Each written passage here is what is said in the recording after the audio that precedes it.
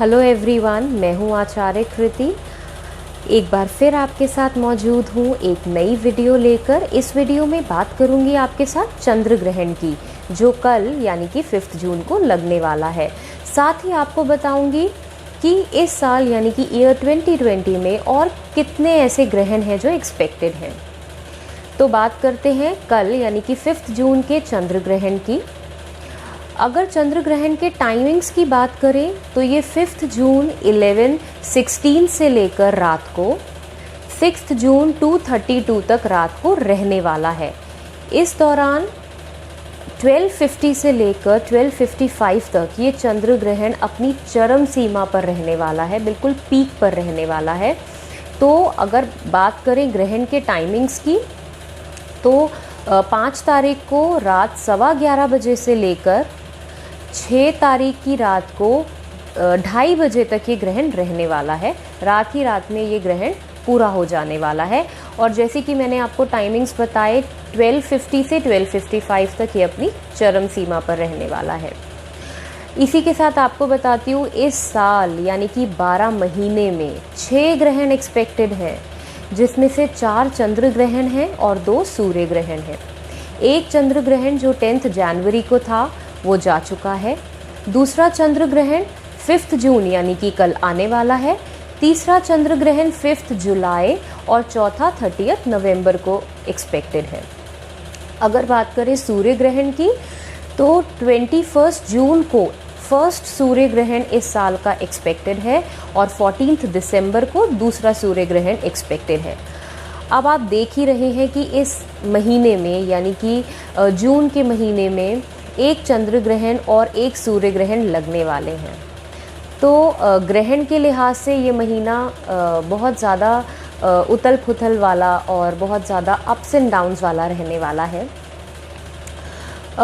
ये तो बात हुई चंद्र ग्रहण की, उसके टाइमिंग्स की और इस साल में कितने चंद्र ग्रहण रहने वाले हैं उनकी।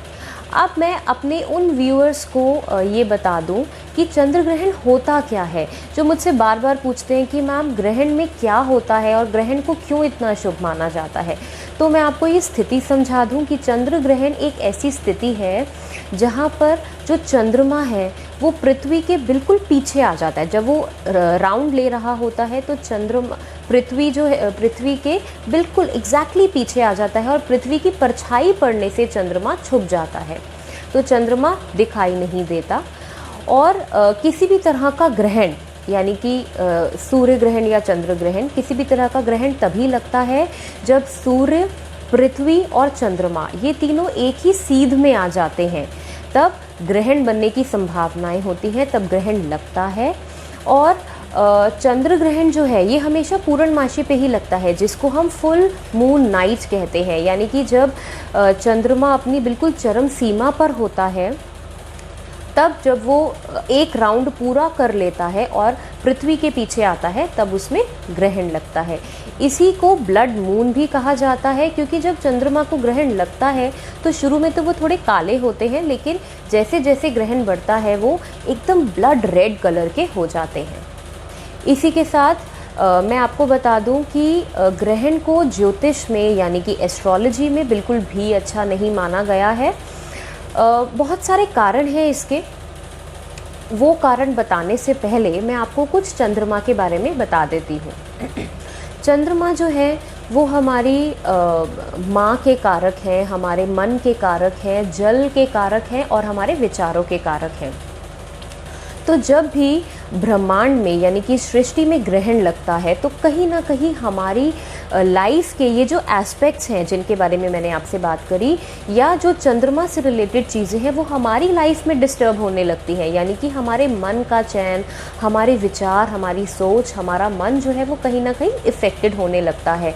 और जब भी हमारा मन या हमारी सोच इफ़ेक्टेड होती है तो हमारे लिए हुए सारे डिसीजंस गलत होते हैं, या हम अपने निष्कर्ष पर पहुंच ही नहीं पाते हैं, या बहुत डिप्रेशन या बहुत ही एंग्जाइटी महसूस करते हैं। इसीलिए चंद्र ग्रहण में किया हुआ कोई भी कार्य अच्छा नहीं माना जाता, उसके रिजल्ट्स अच्छे नहीं माने जाते हैं। अब आप देखिए, हम इस पूरी सृष्टि में रहने वाले इतनी सी यूनिट हैं, इतनी सी यूनिट। अगर इस ग्रहण का हम पर इतना प्रभाव पड़ता है तो आप सोचिए कि पूरी सृष्टि पर इसका क्या प्रभाव पड़ता होगा। अगर मैं अपने व्यूअर्स के लिए और थोड़ा सा प्रिसाइज करूं ग्रहण के बारे में, तो मैं आपको बताती हूँ आपके हॉरोस्कोप में कैसे ग्रहण लगता है। जैसे कि मैंने आपको बताया कि चंद्र जब गृहस्थ होता है, जब चंद्रमा पर गलत ग्रहों की दृष्टि पड़ती है, तब वो चंद्र ग्रहण बनाता है। इसी तरह से इसको इलैबोरेट करते हुए आपको बता दूं कि चंद्र राहु या चंद्र केतु जब भी आपके हॉरोस्कोप में इकट्ठे होते हैं तो आपके हॉरोस्कोप में भी चंद्र ग्रहण लगता है। इसके 3 तरीके हैं इसको देखने के। या तो पहला तरीका मैंने आपको बताया कि राहु केतु चंद्रमा के साथ ही बैठ जाएं किसी हाउस में, या फिर राहु केतु पर चंद्रमा की दृष्टि पड़े या राहु केतु की दृष्टि चंद्रमा पर पड़ रही हो। तो जब दृष्टि का संबंध बनता है तभी चंद्रमा खराब हो रहे होते हैं, या फिर जब राहु केतु चंद्रमा के घर में आके बैठ जाते हैं तब भी ग्रहण की स्थिति बनती है। चंद्रमा का आपके हॉरोस्कोप में एक 6th हाउस है, 4th हाउस। अगर राहु या केतु आपके 4th हाउस में बैठते हैं तब भी वो ग्रहण की स्थिति। चंद्र राहु जब इकट्ठे होते हैं तो हमें भ्रमित भी करते हैं, हमारी बुद्धि पर भी असर डालते हैं। तो कहीं ना कहीं यहाँ पर हमारे चंद्र राहु को इकट्ठे होने से बुध पर भी इफ़ेक्ट आता है। आप देखेंगे कि बहुत समझदार लोग, बहुत पढ़े लिखे लोग, अचानक से उनको पता नहीं क्या होता है और वो सोचते हैं हमें चंद्र ग्रहण का चंद्रमा देखना है। मैं उनसे पूछना चाहूँगी कि आपने आखिरी बार आसमान में अपनी आंखें उठाकर कब देखा था, या इस ग्रहण के बाद आप कब देखने वाले हैं? शायद उनके पास इस चीज़ का जवाब भी नहीं होगा। लेकिन चंद्रमा का ग्रहण, उस समय पर चंद्रमा उनको ज़रूर देखना होता है। तो इसी तरह से हमारी बुद्धि जो है वो भ्रमित होती है और प्लैनेट अपना काम बहुत आसानी से कर जाते हैं। जनरली ये वही लोग होते हैं जिनके हॉरोस्कोप में उनका चंद्रमा कमज़ोर होता है।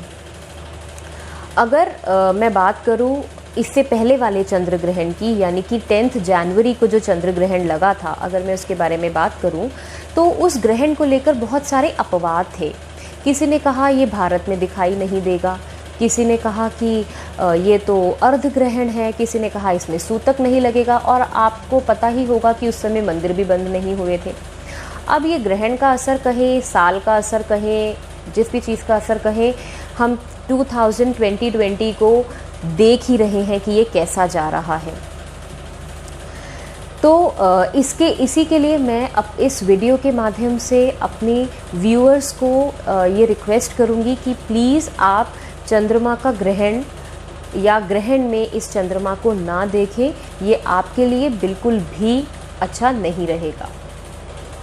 सबसे पहले मैं उन लोगों से बात करना चाहूँगी जो लोग ऑलरेडी डिप्रेशन में हैं या बहुत एंग्जाइटी महसूस करते हैं, या जिनकी माताएं बहुत लंबे समय से बीमार चल रही हैं, जिनका खुद का इम्यूनिटी लेवल बहुत ज़्यादा वीक है। उन लोगों को बिल्कुल भी ये चंद्रमा नहीं देखना है, अपने घर से बाहर नहीं निकलना है, क्योंकि कल का जो दिन है, वो कल की जो रात है अगर मैं बात करूं तो ये उन लोगों को ज़्यादा चोट मारने वाली है या ज़्यादा इफ़ेक्ट करने वाली है। इसी के साथ मैं बता दूं कि जब भी चंद्र ग्रहण लगता है उससे 9 घंटे पहले ही सूतक लग जाता है। सूतक और पातक 2 ऐसी स्थितियां होती हैं जहां पर जिसको हम अशुद्ध स्टेट मानते हैं, जिसमें मंदिर भी नहीं खुलते और हम पूजा पाठ का कोई भी काम नहीं करते। जब एक बच्चे का जन्म होता है तब सूतक लगता है, और जब कोई इंसान इस दुनिया से चला जाता है तब वो पातक की स्थिति आती है। तो ऐसी स्थिति पर बिना शुद्धि के हम पूजा पाठ का कोई भी काम नहीं करते हैं। तो यहाँ पर जब हम बात कर रहे हैं कि 11:15 बजे से ग्रहण लग जाने वाला है, तो मैं आपको बता दूँ कि दोपहर 2-2:15 बजे से ही सूतक लग जाएगा। तो ऐसी स्थिति में हमें क्या करना है, हमें क्या सावधानियां बरतनी हैं और हमें क्या परहेज़ करने हैं, ये आपसे डिस्कस। अगर हम सावधानियों की बात करें तो सावधानियों में हमें ये देखना है कि सूतक से पहले ही आप थोड़ा सा गंगा जल रख लें एक कटोरी में, तुलसी या दूर्वा घास आप पहले से ही तोड़ कर रख लें। सूतक के दौरान आप अपने पानी की बॉटल्स में स्पेशली, क्योंकि चंद्रमा जो है वो जल के भी कारक हैं, तो आप अपने आरओ में तुलसी का पत्ता या दूर्वा डाल के रख सकते हैं। या जो आपकी पानी की बॉटल्स फ्रिज में रखी रहती हैं वो, या जिनसे आप पानी पीते हैं, पानी में स्पेशली आप तुलसी डाल कर रखें। और आपके फ्रिज में जो भी प्रोसेस्ड फूड है, यानी कि जो सब्ज़ी है या दाल है या गुंदा हुआ आटा है, तो आप उसमें भी तुलसी का पत्ता डालकर रखें।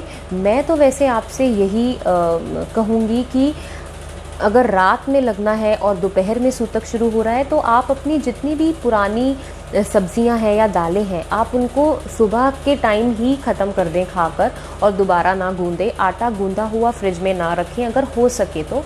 लेकिन अगर गूंद गया है या बहुत ज़्यादा है तो फिर आप प्रिकॉशनरी उसके अंदर तुलसी पत्ता डालकर रख सकते हैं। तो ये हो गई पहली सावधानी या पहला टिप जो आपको चंद्र ग्रहण के दौरान करना है। दूसरी चीज़ पर अगर हम बात करें तो मैंने कहा जब सूतक लगता है तो हम मंदिर नहीं खोलते हैं। मंदिर का खुलना सूतक में अच्छा नहीं माना जाता। तो आपके जो घर का मंदिर है या जहाँ पर आप बैठकर पूजा करते हैं, आप कर्मकांड करते हैं, तो उस मंदिर को भी आप सूतक में बंद रखें। भगवान जी को विश्राम करवा दें और सूतक से ही अपने मंदिर को बंद रहने दें ग्रहण तक। जब सुबह आप उठेंगे, नहाएंगे, धोएंगे, तब शुद्धि के बाद आप अपने मंदिर को खोल सकते हैं। इस दौरान आपने कर्म कांड का या पूजा पाठ का और कोई काम नहीं करना। अगर मैं तीसरे पॉइंट पर आऊँ तो मैंने जो आपसे गंगा जल रखवाया था, अब आपको क्या करना है, वो जो गंगा जल है उसके अंदर 1-2 तुलसी पत्ते और कपूर को क्रश करके, अच्छे से कपूर को क्रश करके आपने उस पानी के अंदर डालकर, अब ग्रहण के बाद जब ग्रहण हो जाएगा और आप सुबह उठोगे तो आपने अपने घर में उसका छिड़काव करना है। चाहे उसको स्प्रे बॉटल में डालकर अपने पूरे घर में छिड़काव कर दें, चाहे अपने हाथ से हर कोने में, हर कमरे में उस पानी का छिड़काव कर दें। उससे क्या होता है, एक तो गंगा जल, एक तो शुद्ध पानी वो माना जाता है, और गंगा जल आप देखेंगे कितनी देर भी आप अपने घर में रख लें, बंद बॉटल में रख लें, वो कभी ख़राब नहीं होता, उसमें सड़ान नहीं आती। तो गंगा जल की यहाँ हम मदद लेंगे, तुलसी पत्ते की मदद लेंगे, और कपूर में नेगेटिविटी को एब्जॉर्ब करने के फैक्टर्स होते हैं, उसमें नेगेटिविटी को एब्जॉर्ब करने की ताकत होती है, इसीलिए हम कपूर भी डलवाते हैं, जिससे आपके पूरे घर की शुद्धि हो जाती है। उसके बाद अगर मैं बात करूं तो सूतक के दौरान भी हमारे शास्त्रों में तो लिखा है कि सूतक में भी नहीं करना चाहिए। आपको खाना नहीं खाना, खाना बनाना नहीं है, और आपको सफाई का काम नहीं करना, बर्तन मांज लिए, झाड़ू पोछा कर लिया, वो नहीं करना। लेकिन सूतक से लेकर ग्रहण तक का समय बहुत लंबा हो जाता है, तो इस दौरान अगर आप कुछ भी बनाते हैं तो तुलसी पत्ता ज़रूर रखें। पर अगर मेरी आप सजेशन लेंगे तो मैं आपको मना करूंगी कि इस टाइम पर आपको बनाना नहीं है, खाना नहीं है।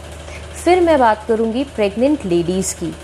जी हाँ, जो लोग प्रेग्नेंट हैं, जो लेडीज़ प्रेग्नेंट हैं, उनके लिए तो शास्त्रों में ये कहा गया है कि उनको इस दौरान सोना भी नहीं है। तो अगर आप ये फॉलो कर पाएँ तो बहुत अच्छा होगा। और इस दौरान जब हमें कुछ भी नहीं करना, हम बिल्कुल खाली हैं, दिमाग खाली भी नहीं रह सकता है, तो आप चंद्रमा का मंत्र करें, क्योंकि चंद्रमा को ग्रहण लगा हुआ है और चंद्रमा इस समय बहुत वीक पोजीशन पर है। तो जब हम मंत्र करते हैं तो हम उस प्लैनेट को, उसकी एनर्जीज़ को स्ट्रेंथन करते हैं। तो आप चंद्रमा का मंत्र करें, ओम श्राम श्रीम श्रौम सह चंद्राय नमः। ओम श्राम श्रीम श्रौम सह चंद्राय नमः। ओम श्राम श्रीम श्रौम सह चंद्राय नमः।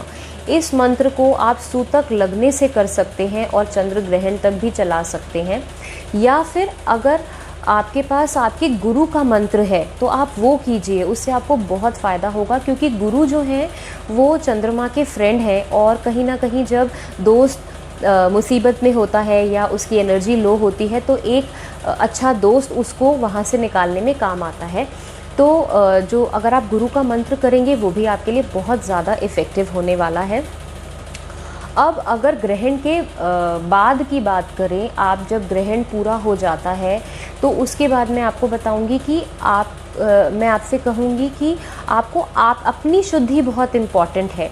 आप पानी के अंदर थोड़ा सा गंगा जल और थोड़ी सी हल्दी डालकर आप नहाएं। सिर ज़रूर धोएं और पूरी तरह से नहाएं। जो भी कपड़े आपने ग्रहण के दौरान पहने हुए हैं या सूतक के दौरान पहने हुए हैं, उन सभी कपड़ों को आप अच्छे से धोएं, दोबारा उनको ना पहने और ख़ुद भी पूरी तरह से हल्दी वाले पानी से नहाएं, ताकि आपकी ऑरा में जो गुरु एलिमेंट है, जो गुरु का तत्व है, वो बढ़ जाए और नहाने से आप शुद्ध हो जाते हैं।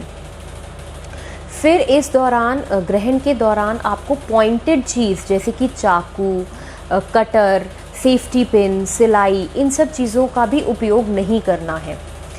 यहाँ पर यही सब छोटे छोटे से टिप्स हैं जो मैंने आपके साथ शेयर करे हैं।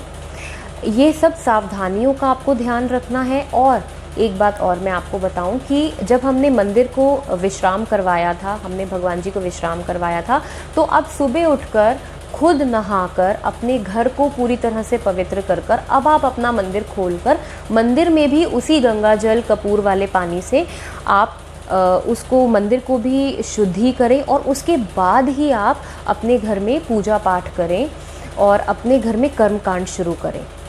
तो ये छोटे छोटे टिप्स अगर आप फॉलो करेंगे तो मुझे लगता है कि चंद्र ग्रहण का बहुत ज़्यादा असर आप पर नहीं होगा और आप अपने प्लैनेट को थोड़ा मजबूत कर पाएंगे।